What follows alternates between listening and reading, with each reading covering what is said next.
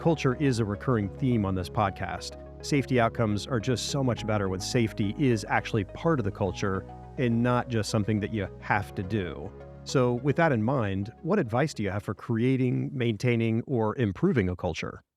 So I think it starts with having a core value, whatever that core value is. And if its core value is safety, then that helps to build that culture of safety. And so from the leadership all the way through to the first line employee, they have to understand how they support that culture, and even more so how what they do plays into that culture. And I've not seen many organizations that are good at this. So we got a lot of work to do to really build true culture from top to bottom. But I have seen one organization, I won't give them a shout out only because I try to maintain privacy with my clients, but it was one of my favorite clients. And they had a moment when they were actually having a cultural shift.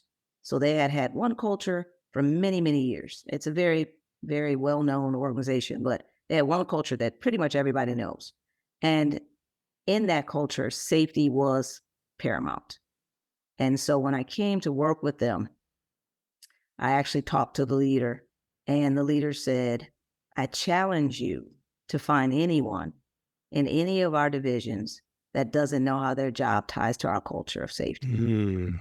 And to me, that was profound.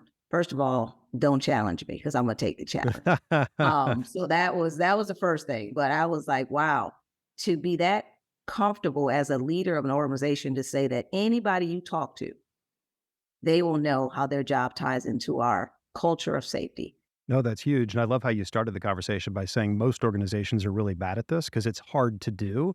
And I think I would just extrapolate that a little bit and say, I think what's really hard to do is to establish those core principles or that core value. And once you do, then everything becomes really easy. Like it's not something that every person in that organization could tell you how their job ties to safety if the company hadn't done the really hard work up front to establish that core principle and tell everyone, this is how we're going to adhere to things. Absolutely. And as you think about every little thing that comes up in the day in your job, always point back to this core first principle, and then you will make the right decision based on that. So it really becomes easy if you do the hard work up front, shifting there.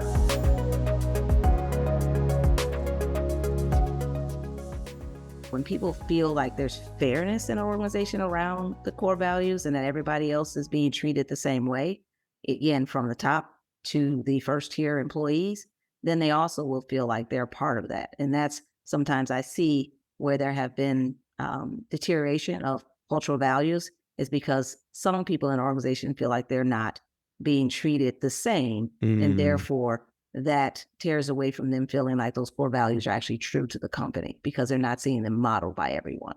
And so that's one way to erode a culture. So I guess kind of the converse is to make sure that everybody does feel like they're a part and that they're being treated fairly at all levels, and that information, like you said, is being shared at all levels and then being modeled by your leadership. That's another telltale sign of tearing away of your culture, is if your leadership team is not modeling the behaviors that you're asking others to adhere to as well.